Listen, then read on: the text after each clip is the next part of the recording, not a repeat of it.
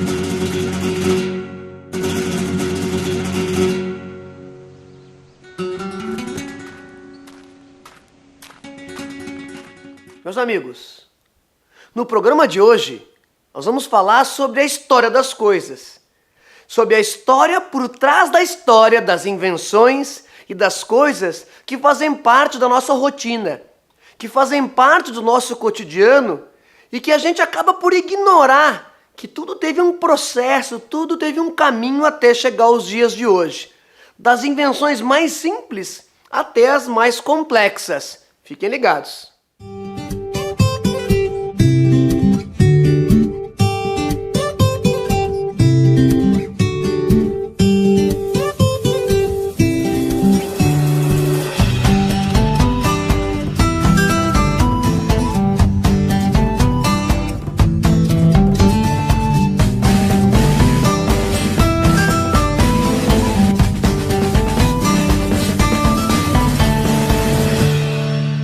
Meus amigos, eu não tenho como começar a conversar sobre as invenções e sobre a história das coisas sem falar na maior invenção da humanidade, a roda. A roda vai aparecer pela primeira vez na história mais ou menos em 4.000 anos antes de Cristo, na cidade mesopotâmica de Ur, onde hoje é o atual Iraque. Essa roda encontrada em Ur, de argila, ela é o mais antigo exemplar desse artefato. Mas, no entanto, eu não posso afirmar que foram os mesopotâmicos da cidade de Ur que inventaram e que criaram a roda. Porque a gente vai encontrar esse artefato em várias culturas e em épocas diferentes. Na China e até aqui na América, onde a civilização Olmeca vai desenvolver um artefato muito semelhante com a mesma função. A roda como a gente conhece hoje, ela vai aparecer no mundo lá no século XIX, nos fins do século XIX, quando um inventor chamado John Dunlop vai criar um pneu com uma câmara interna. Mais tarde, o francês Michelin vai criar a roda mais parecida como a gente conhece hoje, e as rodas de ferro vão chegar já no século XX.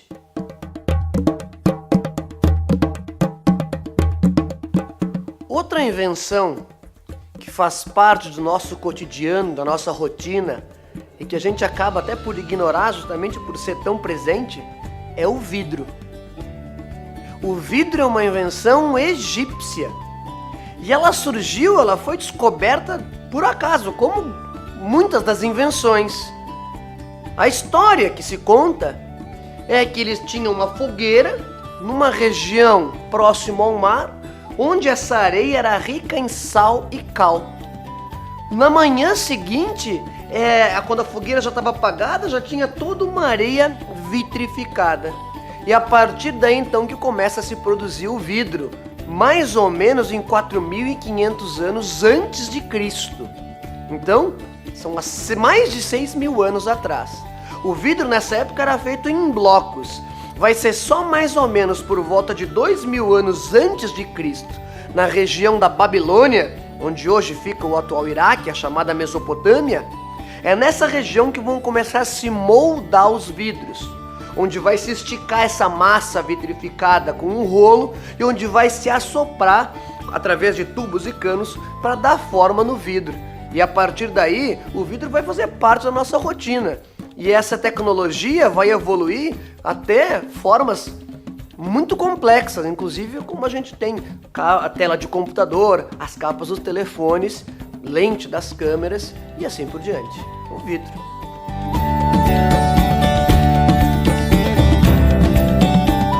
Outra invenção que surgiu por um acaso, que foi descoberta por um acaso e que vai acabar por mudar os rumos da humanidade, foi a penicilina, descoberta em 1928 por Alexander Fleming. O cientista notou que uma colônia de bactérias em seu laboratório havia sido contaminada por um bolor e que em volta dele não havia mais bactérias. Esse antibiótico era um fungo chamado Penicillium. Ao longo de 2 décadas, a penicilina foi aperfeiçoada e em 1944 começou a ser produzida em massa, salvando a vida de centenas de milhões de pessoas até hoje.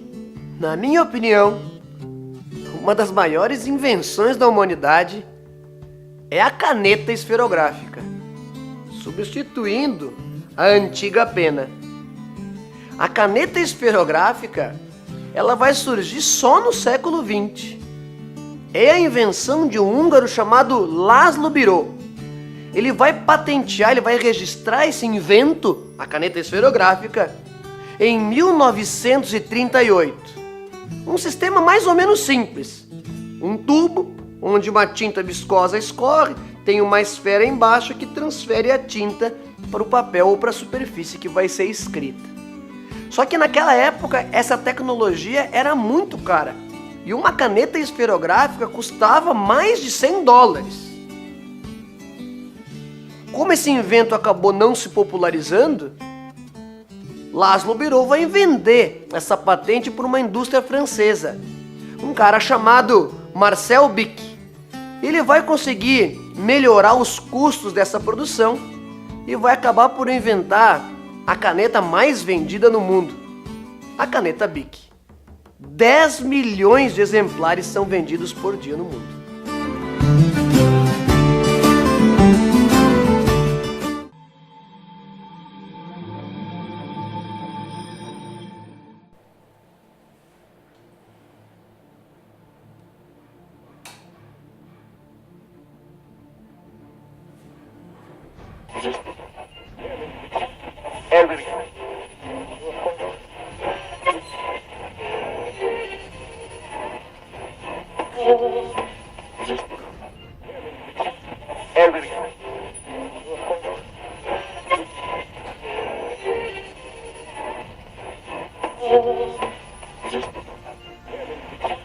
Hoje na história. Em 13 de junho de 1808, é criado o Jardim Botânico do Rio de Janeiro. Ele foi criado sob ordens do rei português Dom João VI, quando então da transferência da família real portuguesa de Portugal para o Brasil. Isso aconteceu porque as tropas de Napoleão Bonaparte invadem Portugal. 1944, durante a Segunda Guerra Mundial, acontece o primeiro ataque das bombas voadoras V1 contra a cidade de Londres.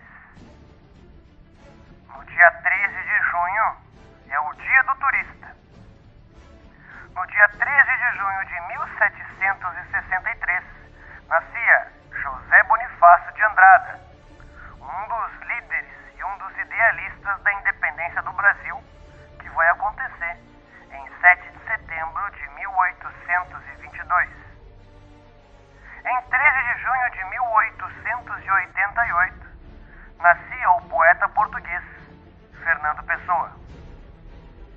Em 13 de junho de 1942, nascia o ator americano Harrison Ford, que imortalizou no cinema Indiana Jones e Han Solo. Em 13 de junho de 54, nasce Rita Cadillac, dançarina, cantora e atriz brasileira. E em 13 de junho de 1981, nasce o ator americano Chris Evans, famoso pelo papel do Capitão América.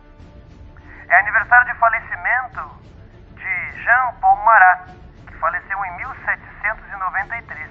Era um dos líderes jacobinos durante a Revolução Francesa. E aniversário de falecimento do arquiteto brasileiro Lúcio Costa, falecido em 13 de junho de 1998.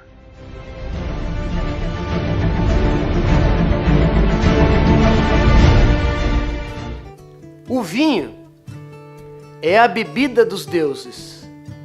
Mas qual será a origem do vinho? Quem inventou o vinho? Olha, eu sinto desapontar vocês, mas essa informação eu não tenho como precisar. Porque ela pode ter surgido, o vinho pode ter surgido em vários lugares e em tempos diferentes.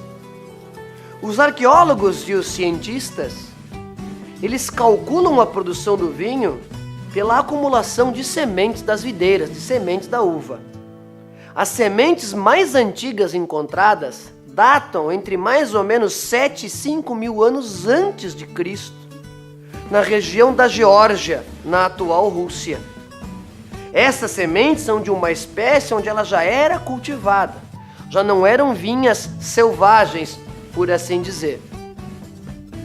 O vinho como a gente conhece hoje, nada se parece com o vinho dessa antiguidade.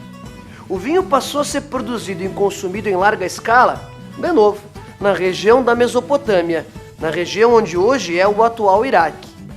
E dali, através das sucessivas ondas migratórias, ele vai chegar até as ilhas, onde hoje fica a Grécia.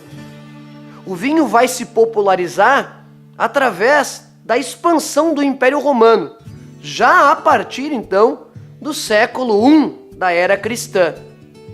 O vinho naquela época, ele era consumido com água do mar, com mel, com gengibre e com especiarias. Eu não sei se o gosto era lá muito bom, mas tu já deve ter percebido que nada se parece com o gosto do vinho que a gente tem hoje. Muitas vezes, e muita gente, acha que o vinho é originário da Europa, ou da Itália, ou da França, onde tem as famosas vinícolas. Mas não, o vinho é originário da Ásia e do norte da África, e a partir dali é que ele vai entrar na Europa. Olha, eu acho que depois da caneta esferográfica, a maior invenção da humanidade é a cerveja. A cerveja, muita gente atribui essa invenção aos alemães, onde tem as grandes e famosas cervejarias. De novo, eu sinto em lhes desapontar, mas a cerveja vai surgir mais uma vez na Mesopotâmia. Vai surgir mais uma vez na região onde hoje é o atual Iraque. E aí tu deve te perguntar, mas cara, tudo vai surgir naquela região? Sim, porque aquela região onde formou os primeiros núcleos urbanos, é onde aconteceu os primeiros momentos de sedentarização. Então tudo vai surgir mais ou menos naquela região. A cerveja é outra das maiores invenções da humanidade que surgiu por um acaso. Naquela época, começou a ter-se o hábito de armazenar, de produzir um excedente, de armazenar sementes, cereais. Em algum momento dessa caminhada, em algum momento dessa história, ficou uma tigela de cevada ao relento, à noite choveu, e essa água em contato com a cevada vai fazer um mingau que vai fermentar, transformando o açúcar em álcool. Plim! Surgiu a cerveja. A primeira receita mais antiga de cerveja está na região da Mesopotâmia. Inclusive, o Código de Hammurabi, o primeiro código de leis escrito da história, já tinha nas suas leis, nos seus dizeres, uma espécie de receita, uma espécie de pureza na fabricação da cerveja. Hoje, nós temos o hábito do happy hour, de chegar no fim do dia, tomar uma cervejinha para desestressar depois de um dia cansativo de trabalho. Esse hábito vai surgir no Egito Antigo, mais ou menos 3, 4 mil anos antes de Cristo, quando depois de trabalhar na construção das pirâmides, então, os funcionários, os peões, recebiam uma ração de cerveja para descansar depois do exaustivo trabalho. Então te lembra, a cerveja vai surgir na Ásia e vai ser só através com a migração e com a expansão da história e da própria caminhada da humanidade é que ela vai chegar na Europa. As cervejarias famosas, como a gente conhece hoje, vão surgir dentro dos mosteiros, já lá no período medieval, portanto, milhares de anos depois do surgimento da cerveja.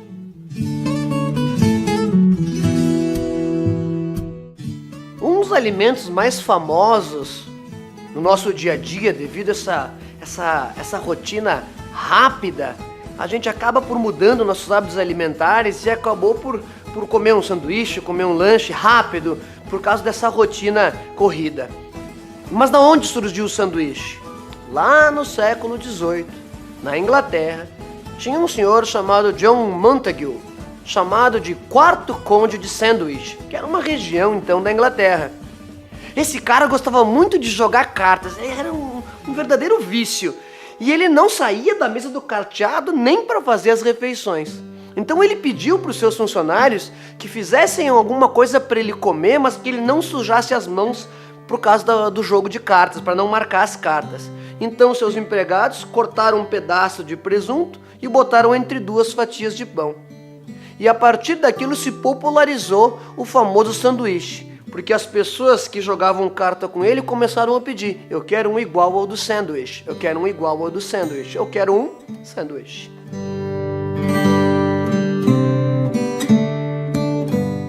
O chocolate para algumas pessoas é a 8ª maravilha do mundo. Inclusive, a medicina diz que melhora até o humor comer chocolate. Os chocolates mais famosos hoje são os chocolates suíços ou os chocolates belgas. Mas tu sabia que o chocolate não é europeu? O chocolate não foi inventado na Suíça e tampouco na Bélgica. O cacau, ele é um fruto nativo das Américas. E quem inventou o chocolate foram os astecas, mais especificamente da cidade mexicana de Oaxaca. Essa cidade é o berço do chocolate. A própria palavra chocolate significa bebida amarga. Os astecas faziam uma infusão moendo então as sementes do cacau e misturando com água e mel.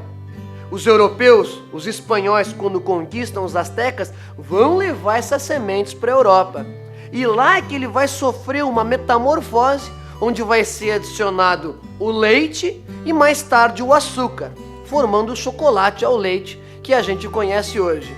Mas outra curiosidade engraçada, o próprio açúcar também não é europeu. O açúcar ele é asiático, ele vai chegar na Europa depois.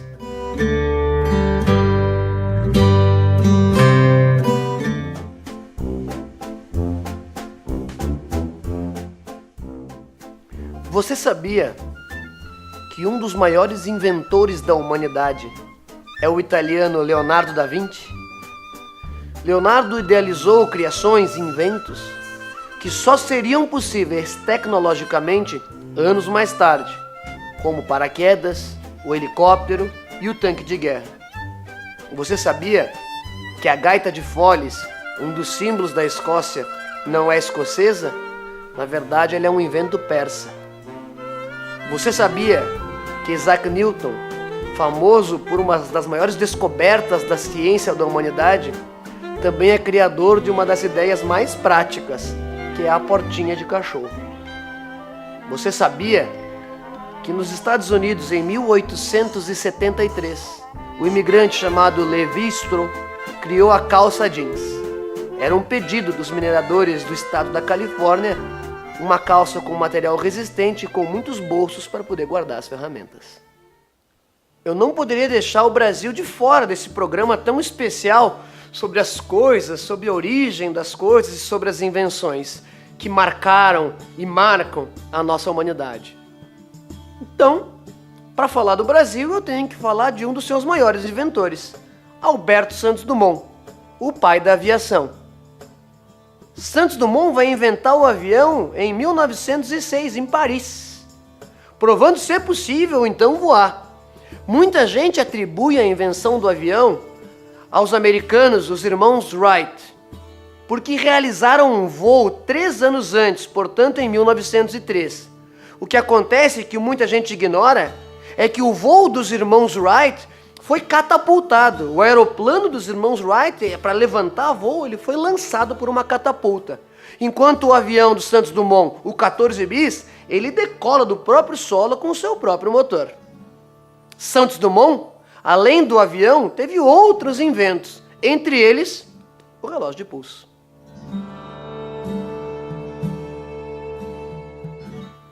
Houve um tempo, na verdade, nem tanto tempo assim, onde não se contava com as facilidades tecnológicas que se tem hoje em dia, como é o caso do telefone celular.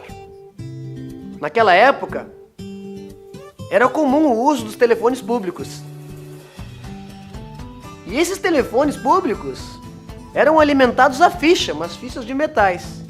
Só que elas duravam muito pouco tempo. Então, quando tu fosse fazer uma ligação, tu tinha que ir com um punhado de fichas, e cada vez que tocava o sinal, tu ia ter que ir botando cada vez mais ficha, mais ficha, mais ficha, mais ficha. Essas fichas acabavam criando um volume, né? Tu tem que carregar essas fichas. Então, aqui no Brasil, um senhor chamado Nelson Bardini vai criar uma espécie de cartão com um circuito elétrico que vai ter uma grande quantidade de ligações ali. É o chamado cartão telefônico. Isso vai acontecer em fins da década de 70 e início da década de 80.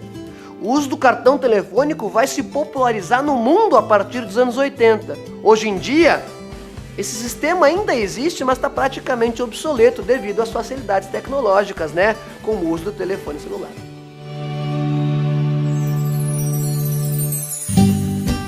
Quem viveu nos anos 80 e 90 deve se lembrar de um brinquedinho muito legal que todo mundo queria ter, o Walkman. Eu botava aqui na cinta, fonezinho de ouvido, a fita cassete, o rádio, e era um sucesso da garotada, da gurizada naquela época. Esse aparelho, esse invento, se popularizou pela empresa Sony, no final da década de 70, mais precisamente em 79. O que muita gente não sabe é que o inventor do Walkman é um brasileiro chamado Andreas Pavel. Ele inventou um sistema parecido chamado Stereo Belt em 1972, portanto 7 anos antes da própria Sony. Pavel vai gastar muito dinheiro, vai ir à falência tentando vencer judicialmente e provar que a invenção do Walkman é dele e não da Sony.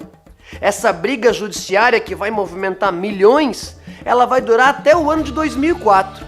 Quando a Sony finalmente reconhece e dá a Pavel o título de inventor do Walkman. Eles fazem um acordo com normas confidenciais, mas estipula-se que ele ganhou uma boa quantia de dinheiro da Sony devido a esse processo todo.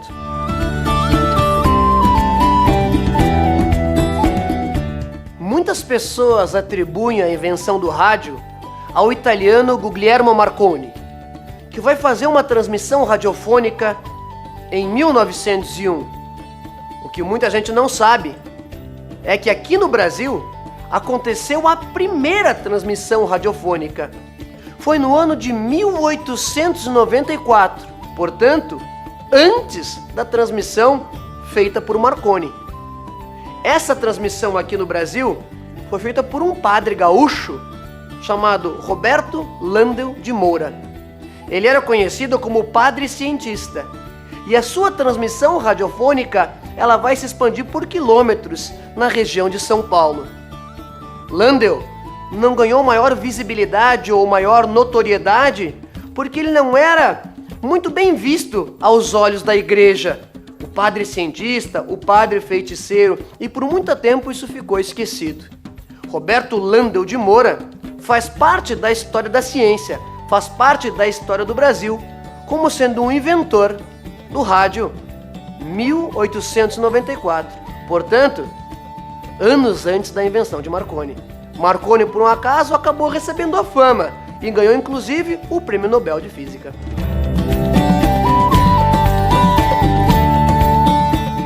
No início do século XVIII, aqui no Brasil, um padre chamado Bartolomeu de Gusmão observava bolhas de sabão. Então ele percebeu que o ar quente era mais leve que o ar. Sendo assim, seria possível criar um instrumento, um artefato, que pudesse flutuar, o chamado aerostato. Bartolomeu de Gusmão idealizou então o balão estático, aqueles coloridos que as pessoas se aventuram pelos céus. Ele vai apresentar esse invento nas cortes portuguesas exatamente em 1709, mostrando seu invento para o rei português Dom João V, que ficou embasbacado com a possibilidade de voar, onde um balão aquecido poderia flutuar. O aerostato criado por Bartolomeu de Gusmão vai receber o nome de passarola. E ele é um marco da aviação, ele é um marco dessa tecnologia. Muita gente atribui a invenção do balão aos irmãos franceses Montgolfier, mas na verdade a passarola de Bartolomeu de Gusmão ela é anterior, em mais de 70 anos. Então a gente percebe que a história ela é sempre contada por quem melhor lhe convém. E a gente acaba esquecendo que aqui no Brasil nós temos uma grande história, nós temos grandes invenções e grandes inventores. Esse foi o Oficina da História. Acompanhem o Oficina nas redes sociais, acompanhem a Oficina no nosso canal do YouTube e fiquem ligados no Oficina da História. Valeu, até mais!